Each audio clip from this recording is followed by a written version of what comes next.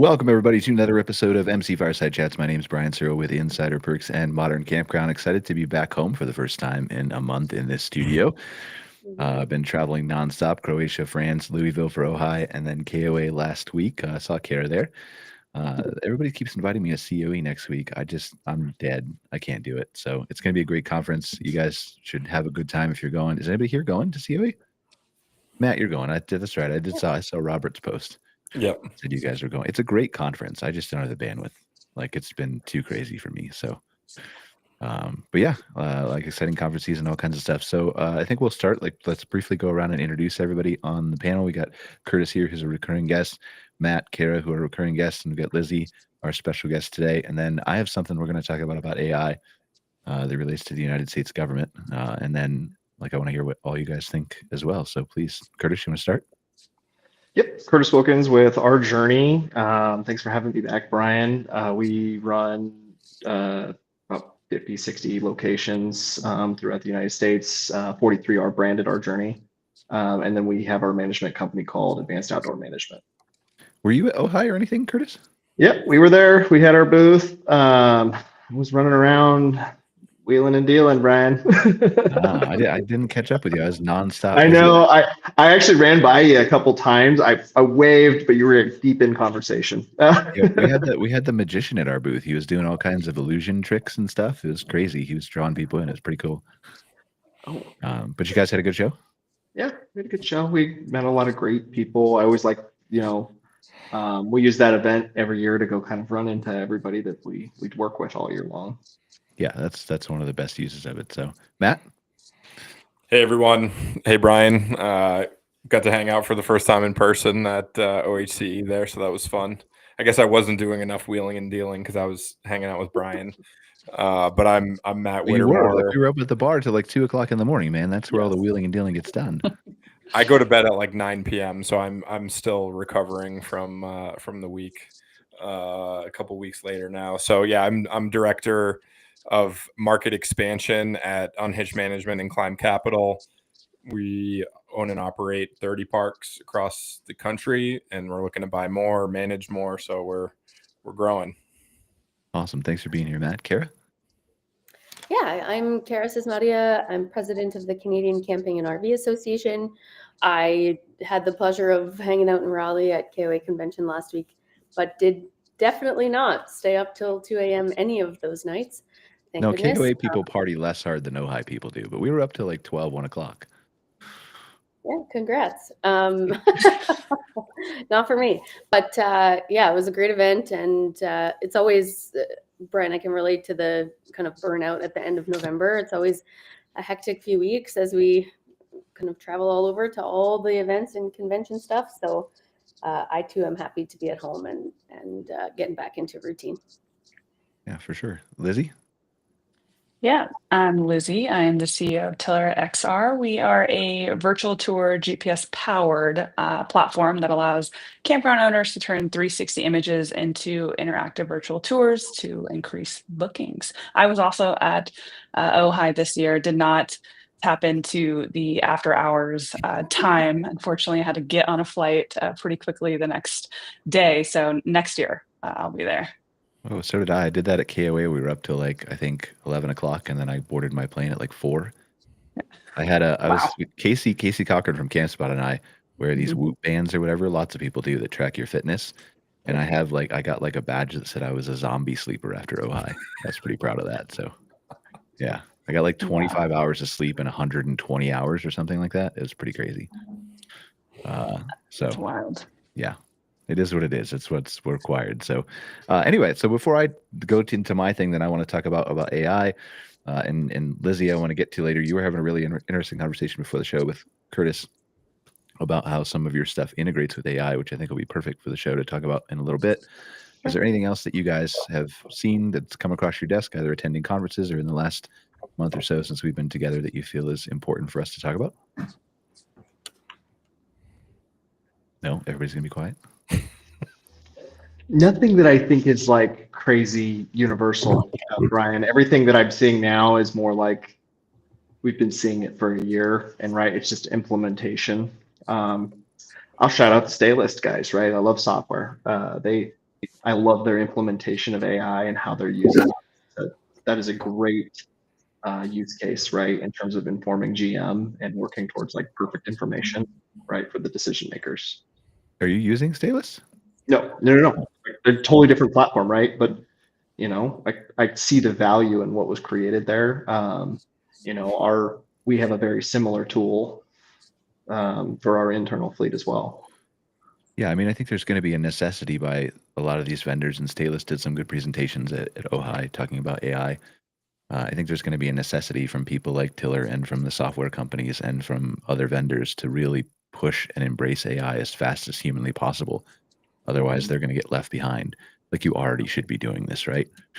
But yeah, you're right. Like, iterative is important. But I think the big leap for me in the last week was, and I want to hear from you too, Matt and Kara and Lizzie, if you have anything to add, was before we talk about this huge thing I'm going to talk about, is Gemini 3.0 came out from Google, which by all accounts, and probably not many people follow all the benchmarks like I do, being a geek with no life. But usually when you see a new model come out, like ChatGPT 5 or 5.1 or Claude 4.5 or whatever else, it will one-up somebody in one of the benchmarks. So like it measures how good you are in science or in math or in running a business or in solving problems or whatever. And so they're usually just one-upping each other in one or two. Google destroyed everyone in every single benchmark, I think, except for the SWE bench coding, and they came in like 1% less than Claude and 0.1% away from ChatGPT 5.1.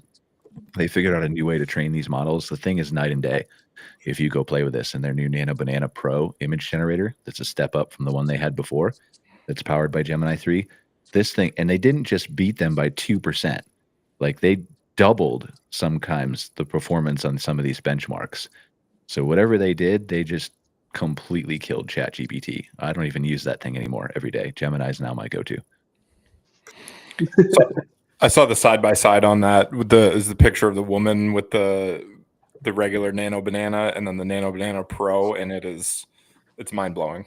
Well, you should see, like, there's really cool, interesting videos on YouTube that we don't have time to play now, but use cases of where, like, you can take a physics problem and write it on a napkin, and it will actually solve the physics problem on the same napkin in the same handwriting. So it uses the model and the logic behind it to solve the physics problem in math, and then uses Nano Banana to create an image of it. It's crazy. Yeah. So one of the Matt, things. yeah, anything else? Yeah, go ahead. No, I was going to say anything. One of the things that about that Gemini, you know, right, their leap is like, it is an incredible model. And what I do have I have actually concerns with, like, is Google already has all of this information and data about us, and we are now, what I worry about is like, okay, businesses are feeding Google now all of our business and ops information. They have a lot of it already, but there's certain stuff that I would hope is secret, or I don't want to call it secret, but let's call it protected information. Yeah. And I'm worried that, like, that's helping them, because like every single time you do a Google search, right, your Gemini is popping up. I don't even use Chrome. I use like Brave, for example, and that's using that model. And so that's where I differ a little bit in terms of like, well, I didn't really know if I wanted that piece of information to go into an AI model. It is going to anyway, right? It's inevitable. It's all going to be right there. But I do want to bring that up for business owners. Is like, you know, what we push into those models, remember, that's no longer yours, that's theirs. Yeah, it's interesting. There's a couple different ways to look at that, right? Like, number one is, you're not wrong. The ideal perfect scenario is that you have an IT department that trains your own private LLM based on something that's open source, that you control, that you use offline, that you don't feed to any of these models. But realistically, 95% of businesses out there are not going to have the time or the ability or the staff or the knowledge or the whatever to do any of that stuff. So you do have to be careful with what you feed it. I think primarily I would be more concerned with like financial data and things like that, and guest data more than anything else. But like any tactic that, like, and don't take this as an insult, Curtis, but like any tactic that Our Journey would deploy, any tactic that Unhitched would deploy, like somebody can like AI could figure out that same tactic if it was prompted correctly, right? Like, it's a thing that you had an idea about, but could be duplicated. Yeah, and Brian, I don't take that as I 100% know it's going to outthink me 5 ways from Sunday. Well, mine already Right? does. It outthinks me.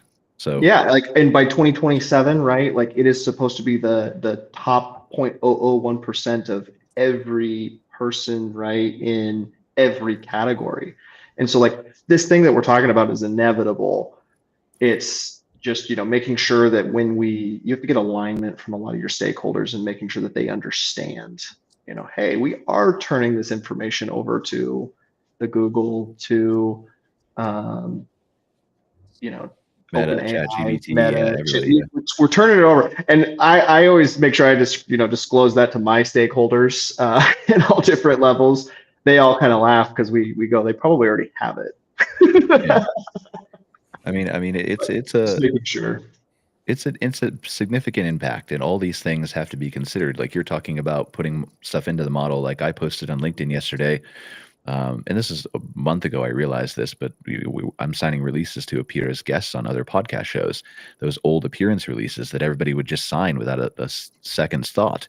Well, now if you read those releases and it says you can create a derivative, well, that usually means that they could just edit your podcast appearance and put you in a different way on YouTube or something like that to promo you. Now it means they can clone your voice and clone your video. And You better be careful signing that stuff. So I've had some debates with people on some of the podcast platforms. They're like, well, you can't appear on our show. Okay, fine. I understand that's not what you're going to use it for, but you need to think about that I'm not going to be the only one who's going to ask you this question. And obviously, if you don't want to do that, you should have no problem adding those things to it. But these are concerns that, like, I say so many times on these shows and conferences and in person, like, this stuff is moving so fast, you can't keep up with it. We're just still at the exponential curve of it going up. We're not even straight up yet. Yeah. There was an article that came out today. This is not my big thing that I want to talk about. Actually, can you share it, Jessica? It should be open. Like, it's an MSNBC article. It's not a video. She'll see if she can pull it up on the screen in a second. Yeah, that one. There's an MIT study that found that AI can already replace 11.7% of the United States workforce. This is out on CNBC. I think it's up there today. I was reading it this morning. So I ran that through Gemini 3, and I said, if AI never improves at all beyond the current state of where it is today, how many jobs could that replace today? And it said 19 million in America. Is 11.7% of the workforce. And it's not just the possibility of it replacing. This is AI can actually do their jobs and do it cheaper, is what this 11.7% is. 24/7, 365. Yeah, 24/7, yeah. So this is not stuff we want to happen, but this is stuff that is happening, and we have to have a conversation about it. Oh, yeah. Right. Well, and I tell my team all the time, like, I don't see AI is going to replace repetitive tasks. It's, some critical thinking tasks, but it's going to replace a lot of repetitive tasks. And what we should do is take that as an opportunity to increase the experience for the guest. Because if you do not, like, right, we already know 11% of tasks, let's just call it tasks, not jobs, let's call it tasks, is going to be automated. Well, that's 11% of time we can now push in a different direction. Yes. And let's use it. And that's where, and I know that's such a hard concept for, an organization to embrace, right? That's a hard concept because you're like, well, what do we do? Well, no one knows the answer yet because we want to hear, like, well, what does our guest want 11% more of? The guest experience, you're not wrong, right? Like, we were in a room at Ojai with, I think Mike Harrison was leading the conversation for the Southwest region of people, and Scott Roberts was in there, and there were a few other people who are bigger players in there. And the question came up, like, transient sites are down. What do we do about transients? How do we fill our sites?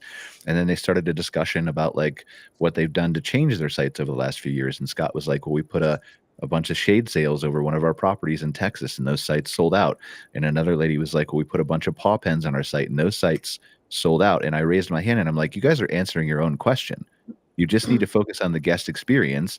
And if you make yourself different than the other people, and let's be honest, 70 to 80% of this industry has been building parking lots for 60 years. It's not hard to overcome that.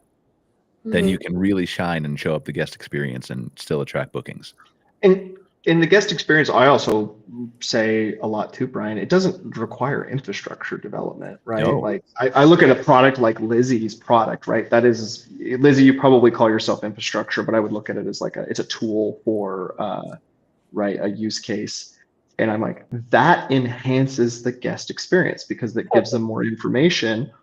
Or like, and I think about like critical points in the guest experience. Well, when does our guest have the most stress? Showing up to our campground is a very stressful experience on the customer journey. And a tool like Lizzie's giving them, this is what it looks like. They can pre-path their way through, they can think through those concepts. And like, that's where I think our whole industry, those are the problems we should be trying to solve, right? Like making that easier, because that's what, like, if you talk to your, your Gen Alphas and your Gen Zs, right? And you talk to them about like what is scary to them and why they don't camp.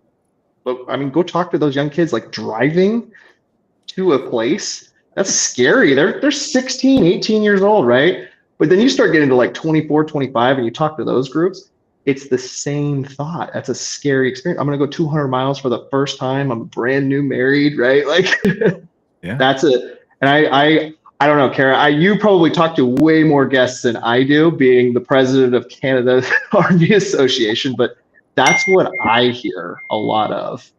Yep. And that's where I'm like, I want to push our team into that. We want to be the best at that. Yeah, no, I agree. I think, well, I mean, I would say I probably speak to fewer guests now than I used to as a campground owner. But I do agree that I think those pain points can be pretty easily addressed with not a lot of resource investment, but more so kind of human attention and the ability to interact and things like that. And yeah, freeing up, if I don't have to run my own monthly fiscal reports or reconciliations, and AI is going to do that for me now I have, there's 10 hours a month or whatever it takes to get that done right there, that I can be freed up to do those things more efficiently. I think we have to see this whole kind of shift as an opportunity for us to maintain focus on how human our industry is, like how important the human experience is to the guest experience, and see this as an opportunity to enhance the human experience with all of these kind of new efficient tools. Yes. Are you talking about sorry, continue. I thought you were done. No, it's all good. I was just going to say, if we continue to kind of see it as something we're afraid of and nervous about, it's, we're going to continue, like Brian said, to do the 60 years worth of stuff we've been doing so far, which, for a small section of guests is probably okay, but those expectations are really shifting. Well, that's what I was. We went to Set in France, and I think I talked about it on the show maybe before. But we went to Set in France, which is France's not even their national campground conference. It's the 7 southern regions of France, in Montpellier, France. There were 20,000 people there. This is for outdoor hospitality owners and operators. There were 20,000 people there and 730 exhibitors. And they had everything there, from Milwaukee tool companies to washers and dryers to air conditioners to like 200 by 200 square foot displays of kitchen tables and chairs and plants and everything that's focused on the guest experience, right? Yeah. And to your point, Kara, like I think that France and some of Europe too is about 10 years ahead of the United States in camping, in guest experience specifically. And I think the reason for that is because we've had the baby boomers, and the baby boomers over the last 60 years, while we've been building parking lots, have not demanded anything more than parking lots. I want a miniature golf course. I want a pool. I want a place to sit outside and take my grandkids to play on the playground. There's been no impetus for pushing the industry forward until now, with the millennials and Hip Camp and Harvest Host, and then the generations that follow them. I don't have any data to back that up, but that's what, yeah. Well, everybody on this call does. Yeah, I think a lot of the tools that are available have driven that. Like, I don't think it's the millennials and younger that drive. I think the tools they have at their fingertips is what's pushing them to set those expectations higher. Like, you know, I used this example before. My kids are 18 and 16 and well, almost, and they don't use Google. They use ChatGPT. like they're not interested in bothering with a list of results and all those things. Same with, you know, they can't talk on the phone. If I call my kids, I've failed them as a parent. They have zero phone etiquette. They have no idea how to function on the telephone, but they'll text you all day long. Like those fundamental shifts are driven by tools that have been made available to them. And that's driving the experience expectation demands, in my opinion, completely. All this is fascinating to me. I think in 5 years, almost nobody makes phone calls. And I say that as somebody who sells an AI phone agent, right? But I still think it's voice. I still think you communicate with voice through an Alexa or some kind of new device that's invented. I just don't think you have to dial a number to talk to people anymore. I think you say, let me talk to Kara, let me talk to Curtis, let me talk to Matt. And it knows who Matt is because it has access to your contact information, and it knows the context around what time of day it is and when you might be wanting to follow up with Matt because you talked to him last week in a meeting, or it's just going to know. Yeah. Cold caller's dream right there. So, well, Brian, I go a step further on that. Like, I think about, so one of the things that, you know, I think Matt, you probably focus on too, is like, we support those who support our guests, right? And that is like a core focus, like a core brand identity for anyone in hospitality. And I always think, Brian, you said you wanted to call me in 5 years, and I'm like, I want you to get a hold of me, right? But there's only one Curtis. What if I could figure out a way to get my information of like, what does Brian need, and have a way for him to talk to Curtis on demand, right? Like, well, that will hey, be, I don't know what to do on this situation, right? And an answer comes back, right? That's like, hey, this is how I would proceed. You know, it gives them a plan A, a plan B, a plan C. And like that kind of tooling for like on-site teams, because we hire, you know, we all have front desk folks that vary in qualifications, right? Like, and they might not know the answer to every question, but if they had the ability to ask Curtis right then and there at the tip of their fingers, or ask anyone on the team, I shouldn't say Curtis, but like anyone on the team, hey, I got a guest in front of me and I wasn't trained on this particular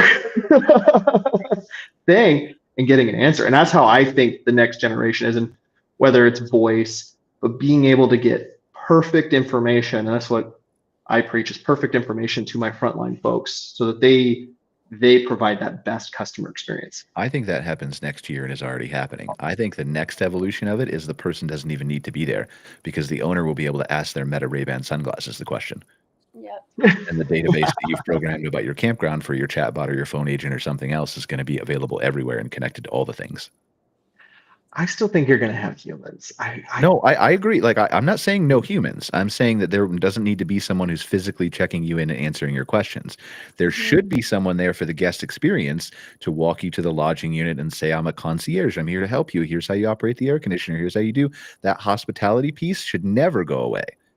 But the ability and that's what I'm talking about, is like that particular piece, right? I agree with you. Self check-in, you don't have self check-in. Everybody needs to be looking themselves critically in the eye and going, why don't I have self check-in? But what I'm talking about is like being able to support that frontline person, right? 'Cause they run into weird stuff, like stuff you've never heard of. Like, there's a great example, toy alligator in the toilet. I've never ran into that in my life before, but some little kid dropped the alligator in the toilet. My maintenance team had to go snake it and get it back. So the answer is the AI then understands that that's a problem that it can't solve because it's physically not there until the robots actually get here in 10 years, maybe sooner than that.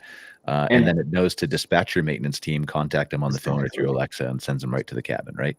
Exactly. And the guest just walk into their speaker or their headset in their cabin and be like, hey, there's an alligator, toy alligator. I don't know what to do. Yeah. I really have to go to the bathroom, come fast. Perfect.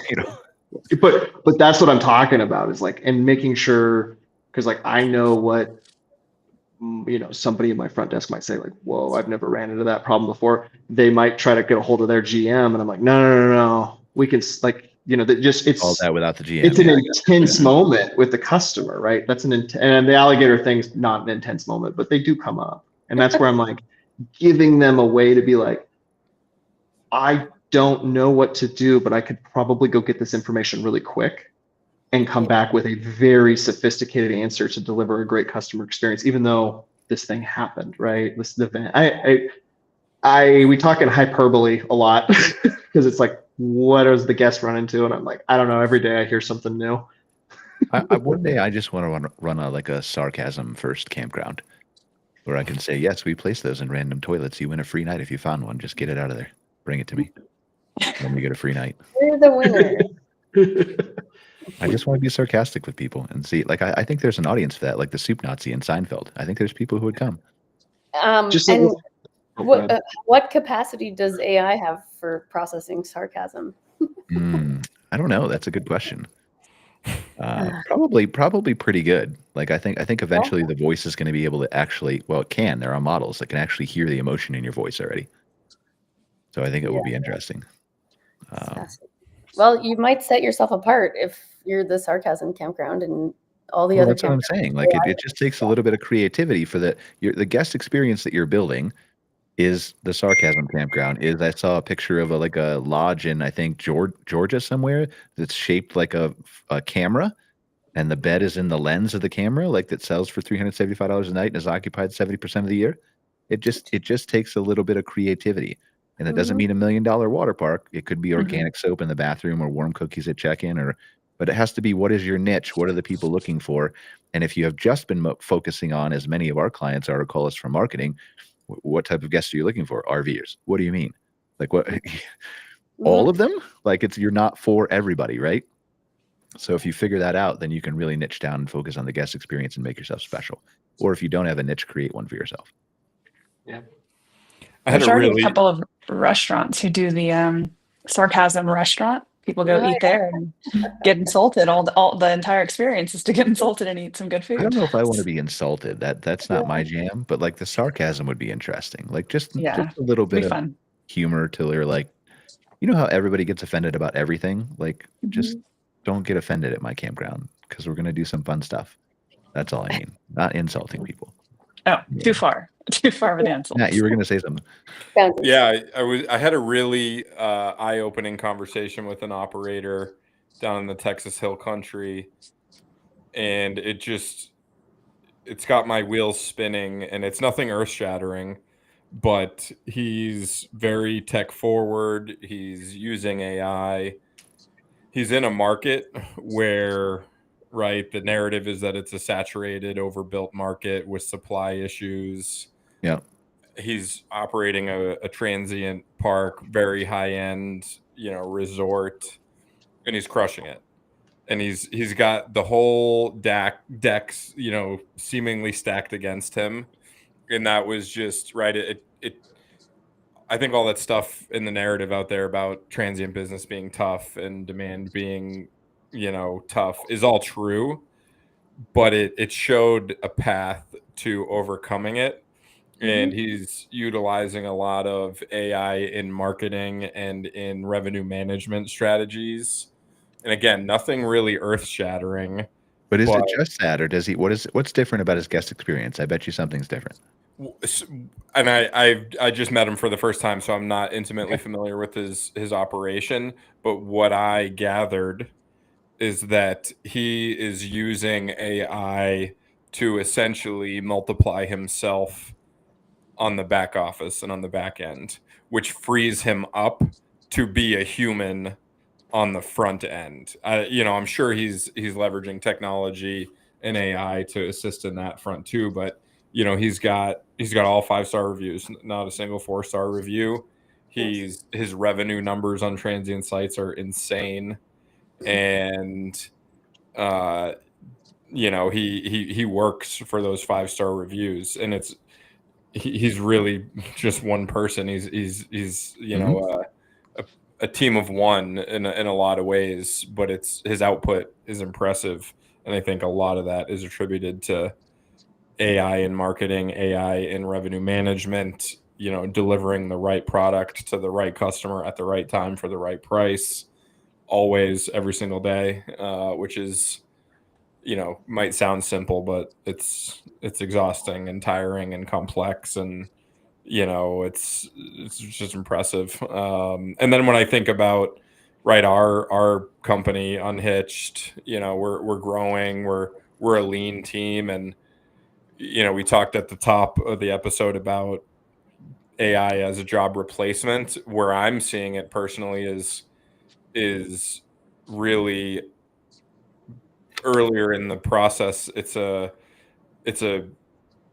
slowing job growth in a lot of ways. Like, we're at a point where, I'm working on acquisitions, I'm selling management services. I've got Brandon Darley, who's, my counterpart, our director of investments. I bring the deals and he tells me how much they suck and to go back and go find another one. And, we're at the point where it's like, we might need an analyst. But then we start cooking on how can we use AI? And it's not that we don't want an analyst. Like, that would be cool to have somebody else on the team too. But it's just an interesting kind of inflection point of, do we hire an analyst, a junior analyst, like right out of school or something? Or do we just put a few weeks into developing some screening tools and some scoring tools and some research tools, which would essentially do everything that analyst would be doing, which maybe says something about how we would utilize an analyst. I don't know, but it's just an interesting inflection point on the marketing side too. It's like, we've talked about, do we hire a marketing coordinator, or do we just put some brain damage into implementing a few AI tools? Mm-hmm. Yeah. I mean, it's interesting. Like, I mean, that's where it's hitting. There's all kinds of data points about entry-level jobs and college graduates being, I think it was, the number I read was 25% of college graduates are now unemployed or can't get a job right out of school. So that's where it's hitting first. And then it's hitting in the no job growth to the second point. And then you're going to see the layoffs start to come in 2026. But I mean, to your point, like, even if you have a job or a role for an analyst that they could do, an analyst using AI is going to sit around for 7 hours of their day, because all the work you have to do with them using AI, even if they did a great job, would probably fill an hour or 2 hours of their day until you grow bigger, right? As you grow bigger, then you have more capacity for that person to do something. We're going to have to see a bit of a shift, though, and I'll speak anecdotally, I guess, but I just had this argument with my kid's teacher, going back to my teenagers, who... Wait, am I the teacher or are you the teacher? I just want to know what side I'm on. I don't know which side you're on. Okay. My kid got into trouble for using ChatGPT as a tool with a math problem. And I'm challenged by this. I mean, obviously on one hand, as a parent, I'm like, do your work and, put in the effort. But on the other hand, I'm also, we're on the verge of this massive shift to a society where he's going to have to have the inherent skill to effectively prompt AI. And he's going to need to learn how to do that really well for almost any job he gets in the world by the time he's there. Even 5 years from now, when he's transitioning into the workforce, not even 3 or 4 years from now, potentially, he's going to need to have those skills. So completely blocking them from utilizing these tools that are available at this age concerns me. I think we need to start to see these tools as valuable, necessary tools that aren't going away in order to help these kids get to a place where, yeah, you can hire an analyst, but that analyst has to know exactly how to prompt AI in the most effective and efficient way to give you the best possible outcomes.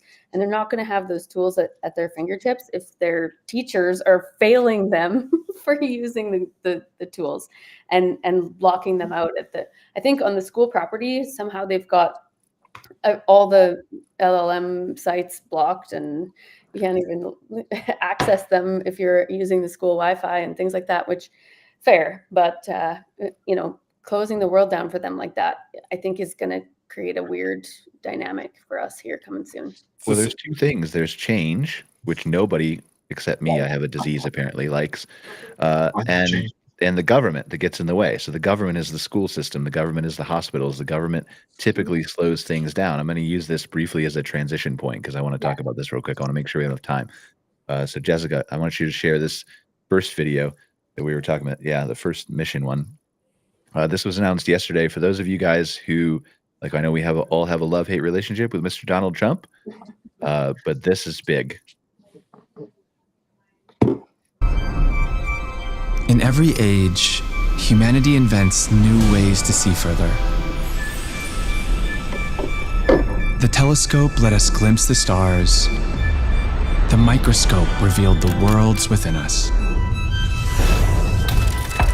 For centuries, thinkers like Leibniz, Shannon, and Turing dreamed of making all knowledge computable. But today, knowledge grows faster than our ability to understand it. Trillions of data points, a universe of information still unconnected.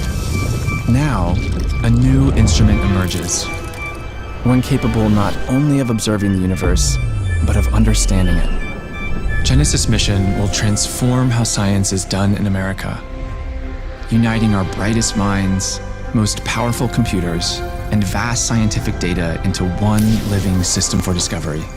Built on artificial intelligence and quantum computing, it will radically redefine the scale, speed, and purpose of scientific progress in America. This is the work that will define our generation's legacy. A new revolution begins, one guided not by competition alone, but by curiosity, imagination, and the belief that discovery is the truest form of progress. All right, so I want to give you guys a little clarity on this. There's another video I want to briefly show. Good afternoon, everyone. Hey, good afternoon. Not that one. Whoever Secretary Doug Burgum is talking about, but hold on, share another one. But just clarity of what this is. This is an executive order signed by Trump yesterday.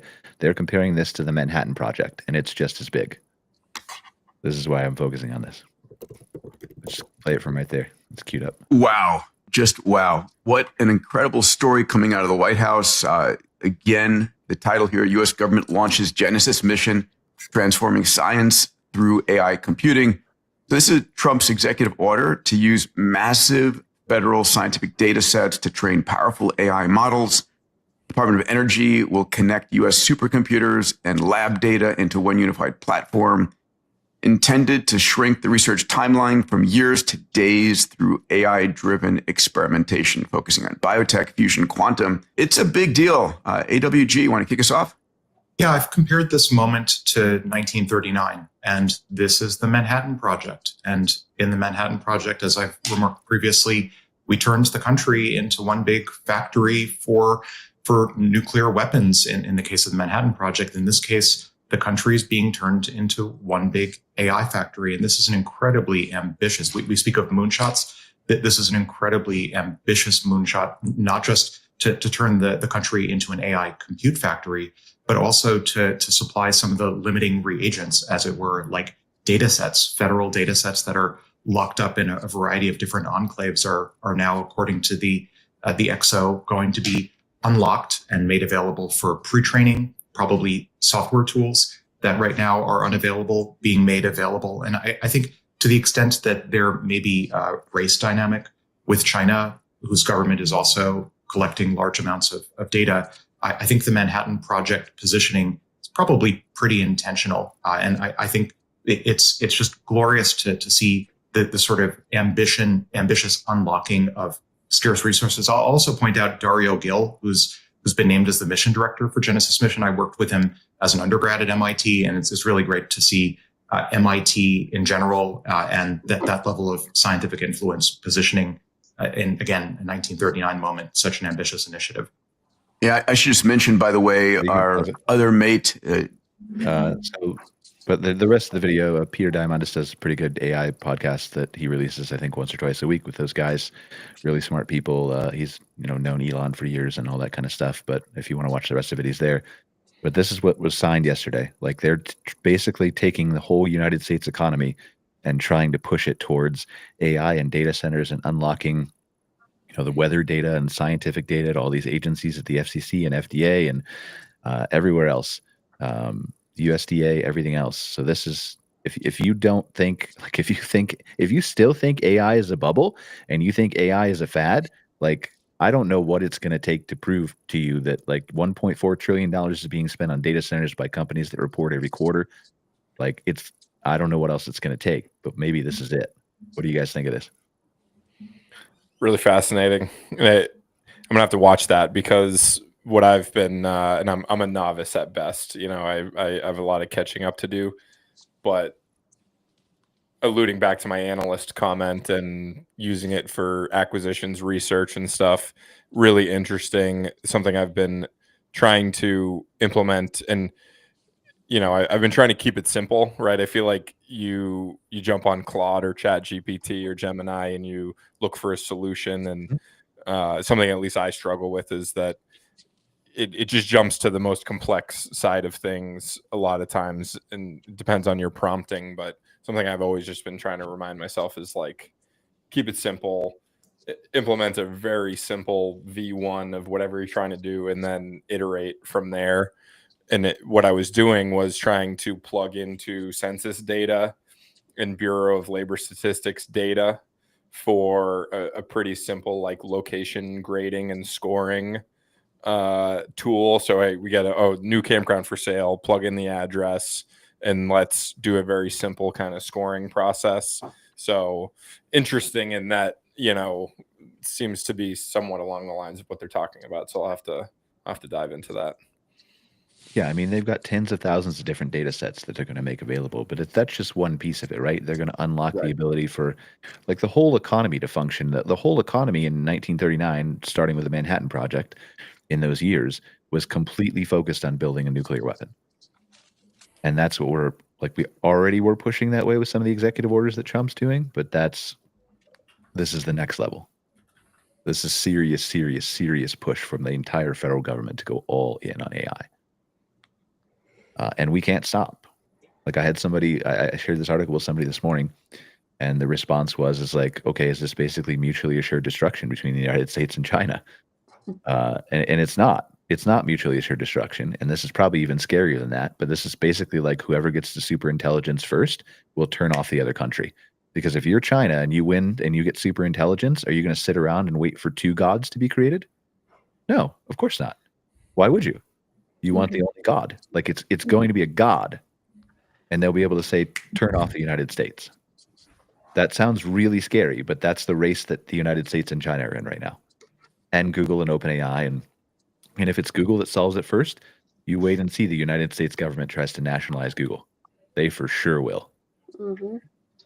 So is this Genesis mission, and are we following something that was also on the forefront of China's efforts and kind of releasing this information, or is this us kind of leading that I don't the efforts know. around there? I don't know. I know that China, I think, because of the nature of China's government that's less closed off and they force everybody to share data and all that, I think China has been doing this probably for a while, but I can't speak to that as an expert level. Yeah. But normally government, to Kara's point, like with teachers, right? Government gets in the way. This time government's getting out of the way, and not only just getting out of the way, they're joining forces with all the companies to say like, we are in it with you. Let's go. Yeah, I see it like, so I look at this as we've done, in the United States, we've done this several times throughout history, right? We talk about the Manhattan Project because that's the most well-known, but also NASA with the race to the moon. A very probably not well-known one is rice, right? And protein and rice. And my alma mater, Washington State, that was like one of their big things. But the government came in and said, we're actually going to develop rice with higher protein levels because it grows better in places like India and China. And I look at like there's verticals of research and development that can be accelerated with this kind of funding. I think time is going, I don't know. I don't know where I sit on side of this issue. It's kind of new, and I don't even know if I'm ready to talk about like, well, do I think it's good or bad? I don't know if that's where we should be on this. I do think that regardless of the government involvement, I think we were headed towards this kind of investment. Yes, we were. Yeah. And that's where, to kind of bring it back to the campgrounds and like what it doesn't matter what industry you're in, like this thing's coming. And so I think it's going to come faster. I'm still a believer in the 2027 number, right? Sometime September, August, right? The math says that's when we hit the exponential curve. And so even, as we kind of approach that, we just need to be embracing it as a tool, and we need to be finding ways to use the tool. And Kara, the thing I would bring up is graphing calculators with that teacher. The thing all that was coming to my head was graphing calculators. In 1990s, graphing calculators weren't allowed. You know what? When I went to school, we all had graphing calculators. Now they all have tablets. Yep. It's just another tool. They just haven't figured out how to put it in their curriculum.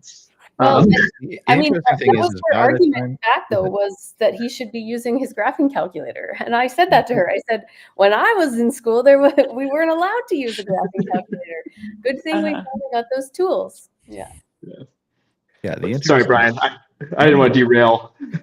I was letting Kara talk because she had something more important to say than me always. But I was just going to say, like, I mean, that's inherently the problem with government and change, is that like you already are seeing, and this is for sure going to cause controversy among some people when I say this and it comes out of my mouth, but you are already seeing school be almost, for many professions, completely useless. What they're teaching in school, like if you're a doctor or you're hands-on or you're an emotional, like you're training to be a therapist, there's value in all that stuff, right?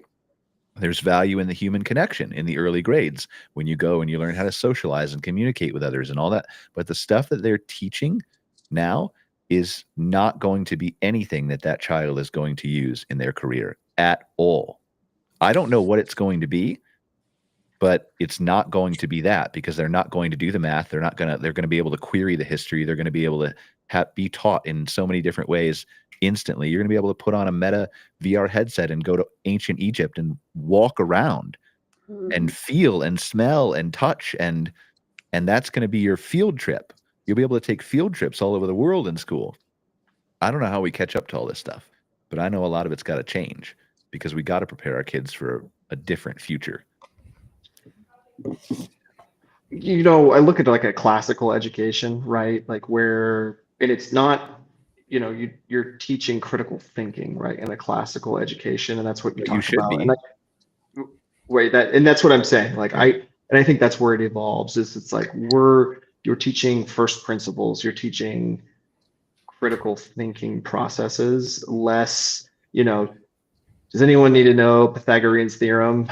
Probably not. No. But should they know how to multiply, divide, subtract, add? Yes. And then and should they want to become a mathematician one day, they should be able to teach themselves how to learn Pythagorean's theorem.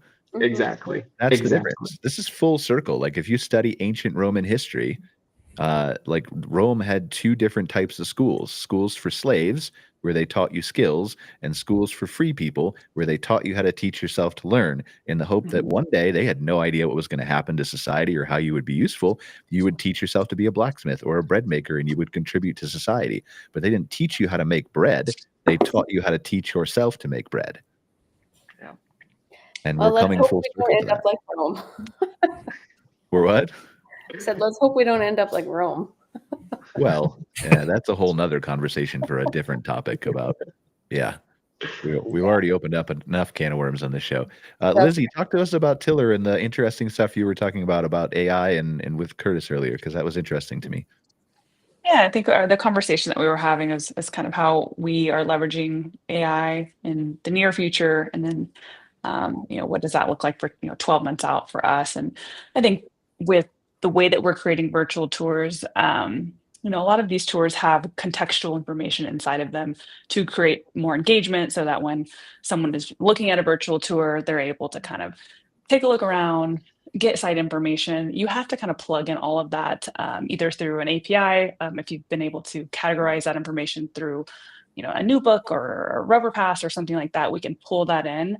But imagine if we could just speed up that process with prompting AI. Hey, here's my images. The virtual tour has been built. I need this virtual tour for a campground, and allow someone to build a virtual tour through some conversational AI that then pulls in all of that kind of data and automatically scans, analyzes an image, and determines what contextual information should be put there, rather than relying on a campground owner or a marketing professional to have to kind of look at each image and build that manually today. So there's one kind of effort that we're looking at. Yeah, the data is super critical, right? And Yeah. and Curtis, I want you to touch on that because you were saying some interesting things back to her too. But like the data of the virtual tours, the information that we have that we don't even realize as information, like the photos of the campground, Mhm. but also like Simon Neal is at he runs a great company called Camp Map out of Croatia. They don't do virtual tours, but they do the mapping and the data that he has through his APIs that he can also feed to AI to ask questions to get like how far is this to the bathroom or what's the shortest way here or what's the and it could separate all the layers. Like the more things you look at as data that you can supplement into the AI systems to allow the guests to discover you and end up choosing you is the win. Yeah, absolutely. I think that that data structuring element, whether that's like the site specific URLs or, image detection or object detection or auto tagging images to understand what is a cabin versus what is a site versus, what is a tent, right? That those are all of the type of structured data elements that we're hoping to leverage AI with and some image analysis with. We can have that structured data. What do you think, Kurt? So I love all of the data points. Like the things that I would love for exposure is like APIs to like I want to rent, I want to rent an RV pad, right? And that'll probably be the thing everybody says to their AI agent, and then they refine that search over time. And being able to do like that virtual tour, having an endpoint into these engines, these AIs, right, and being able to display that information, I think that is incredibly useful to the consumer. I think that anybody anywhere says, "Hey, I want to go there," probably wants to see a picture of it first. Well, here's the interesting thing too. Like you're going to get to a point, you already are here, but most consumers aren't aware of it, where the AI is going to watch the virtual tour for them, or the AI is going to watch the video of the property for them. You can do this in Gemini 3, which is one of the most interesting use cases that nobody's played with it. You can feed it an hour-long YouTube video, and you can say, pull out the most interesting clip you think I should use for social media from this that's the most engaging or controversial or whatever. It won't just pull the transcript. It'll watch the video. And it will tell you the frame it starts and the frame it ends and what it should do. And it's mind-blowing what Gemini 3 can do. So, but to that point, right, then it's going to have to, the more data you have, the more ways you can present your campground through a digital map like Simon has, or through a virtual tour like Lizzie has, or through data from NewBook or CampSpot or any of the other reservation systems. The more data you can pull in, the more ways you have to convince that AI agent that it's the right, perfect tool. And people are just going to trust that. Like I know my agent knows it's the best campground for me because I know for sure that it browsed not one page of the website, it browsed every page and looked at every photo and every virtual tour and every 360 video and everything. And it knows that it's the perfect one for me. And it's never going to be wrong ever because it will read the reviews and read all the things and read all the, like we're a couple years away from that, but it's getting there.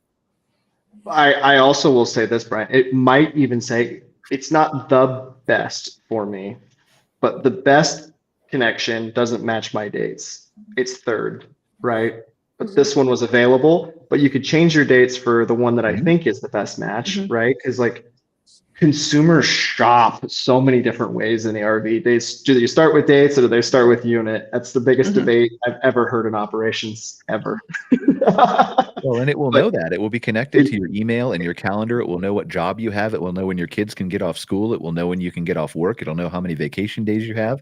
And it'll just be like, hey, you asked me for these dates, but you're going camping now. And you'll be like, and how many people are going to be like, no, I think you're wrong, AI. I think I want to go the other. It's not going to happen. I hope most people would take control of their life and say, challenge the AI and make sure that that is internal fulfillment. I hope for humanity that's what happens. It's not going to happen. I also agree with that as a realist. There will be a segment that doesn't challenge the process. It will, it'll be a 70% segment. It just is what it is, and that's fine. Like you need to think of different ways to challenge yourself and to think, and not to be like you will be lazy, but like take that laziness and put it to practice other places. Just like more time you have for guest experience, right? Like you don't need to just sit on the couch all day. Like you need to have a different purpose in life, and or a purpose in your job or a purpose with things to do, and you will have that. That will unlock that for you, but you still need to use your mind. Mhm. So it'll be interesting to see where people put those minds to use. I think there will be a lot of good things that are done as a result of it. So Brian, were you just quoting Maslow's hierarchy of needs? Is that what, probably was not. that 'Cause I have what you no were idea quoting what that is. I don't even know what that is. Pyramid. Maybe I wrote it in a former life. You might have. I'm just envisioning the pyramid. Oh yeah, where course. he talks about thinking and like fulfillment, and we like the top of the square, right? Is or Yep. top of the pyramid is fulfillment. And that's what I'm hoping most people get into that, and that's the piece where we should be challenging it and making sure. Yeah, we have to be fulfilled. Like, I mean, the answer to like, who are you is like, I'm a director at Unhitched Climb Capital. I'm a CEO of Insider Perks. I'm the president of the Canadian Camping. I do virtual tours. That's people's identity. That's not going to be your identity in 10 years. No. You need to, like, I'm a musician. I'm a poet. I'm a father. I'm a whatever, right? That's your identity, because you can then get home and spend more time with your kids. You can have a purpose that's outside of work. Yeah. Most people can't imagine that because they've never been alive for a period where that's happened. But it How used long to do be you that think way. that period will be? Like, so once we start to have this, people start to realize I have to find an identity that is not, the director of Unhitched or, a virtual tour software builder. How long do you think people sit in this space of uncertainty and just trying to figure out what that fulfillment looks like? And then how do they leverage resources or tools to be able to kind of help steer them into trying these opportunities to have fulfillment? I think it all depends on what the government does as a society, Yeah. honestly. It's Because gonna- like this is a problem that I can't solve, that Kurt can't solve, that Matt can't solve, that Lizzie can't solve, that Carrot can't solve. We can't even solve it as a group of 5 people or 50 people or 500 people. The government has to solve this somehow. They have to take care of the people and figure out a way to do it. Like, and the math doesn't add up the way it works now. The United States government takes in, I think, $5.5 trillion in taxes or something like that every year. $1 trillion is from corporations, $4 trillion is from income taxes. Setting aside the fact that if people start losing their jobs, income taxes are in danger. But we apparently don't care about the debt, so that's fine. But setting that aside, like if you gave everybody in the United States today poverty level universal basic income for $16,000 a year, that's $5.4 trillion a year. Yeah. It already doesn't work. So Yeah. somehow, some way, there's got to be a conversation. And I think that the people get to a point where they have a different purpose if they don't have to frantically think about, I need a second job, or where's my food going to come from for my kid, or that kind of stuff, right? So it depends on how the government handles it, I think. Agreed. And I hope they handle it well, but I'm not holding my breath because nobody's talking about it except Bernie Sanders, which is not my favorite politician. Well, I think that jobs change. We talk about uniquely human experiences, and like, I don't want to believe in that seems like a dystopian future, Brian. It's scary. It is temporary. It's temporarily. But I look at like, well, what we talked about just on this, like just the show today, and I go, well, me saying hello to Brian when he shows up to whatever that is becomes so much more meaningful because we get pulled away from all of the things. Like if we have less actual work to do, we focus on that connection between people, I think, more, right? Just, if we all didn't work, everybody on this call would probably be so much more involved in their community because there's a bunch of doers, right, on this podcast right now. Everybody would be involved in that community. We're doing a food drive. We're doing this. We're doing that. You know what I mean? And like, I look at it that way and I'm like, I actually see this more as like those particular efforts become more valued. They do, for sure. Like, and that's might be that's the next evolution. That's where we've got to get through the towards. transition period where if you go help the old lady bring her groceries home, you're not making the same amount of money you would at your job. So how do you still pay for your own groceries? That's the thing we have to get through to get to the utopia on the other side. Like there will be jobs created. There will be jobs for the next 50 or 100 or 200 years. The problem is those jobs are not going to be anywhere close to enough to give people gainful employment. One person with an AI will do the job of 50 people. And those 50 people no longer need to be, to Matt's point, the analysts. You don't need 50 analysts. You need one analyst with an AI.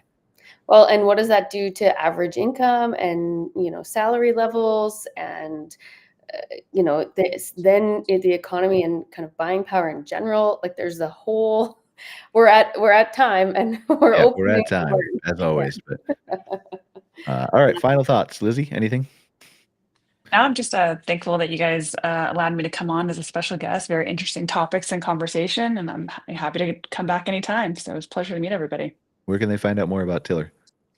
www.tillerxr.com is where you can find out more about Tiller. You can also reach me at lizzie@tillerxr.com as well. If you have any specific questions, I'd be happy to answer those directly.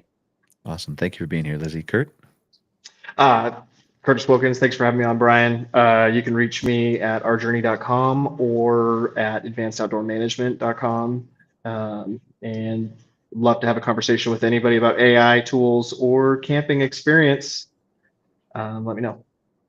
Thanks, Kurt. Matt? Just getting off mute there. Matt Whittemore, unhitched, mgmt.com. You can find me on LinkedIn as well, Twitter. Pretty active on there. Yeah, welcome any conversations. These are always thought-provoking. I appreciate it, Brian. I feel like we finished on a down note there with some major job losses and all that. So I'm going to be a temporary down note, man. Pondering how to counteract that for my future life as I digest some turkey here. Yes. Be thankful. Right before Thanksgiving, we're given. Yeah. Kara, final thoughts? Yeah, I will say I think humans are incredibly resilient. So regardless of the negativity, I think there's a way forward. Maybe we can't see it yet, but we'll figure it out. Regarding reaching me, you can email me at kara@campincanada.ca or visit our site to learn more about the association, ccrva.ca. And yeah, always happy to jump on. It's like deja vu to be back. Thanks, Brian. Yeah, it's always a struggle and a balance with me. Like I really am not negative for those of you who talk to me, right? I'm just a realist, as you are, Kurt, right? And I feel like if we don't have these conversations, we're not going to be prepared for them. So I consider myself an eternal optimist, but I appreciate the realist perspective and understand it. I'm an optimist too. I think on the other side of this, everything's abundant. You can have anything you want. It's all cheap because intelligence and energy is basically zero. How do you get there? How to get there? And like Kara said, like there is a path there. Mm-hmm. And again, there will be jobs forever. Like there will be jobs that we want that people will do from a human perspective. And then as we expand to Mars and build space stations in orbit, and there's going to be more of those jobs that are created for more of those people. So good things are happy. Good things will be there. There are good paths for all this stuff. We just have to figure it out together. And the only way to do that is have a conversation. So thank you guys for joining us for another episode of MC Fireside Chats. Appreciate you, Kara, Matt, Curtis, and Lizzie. And we will see you next week on another episode. Take care, guys. Thanks, guys. Happy Thanksgiving. Happy Thanksgiving.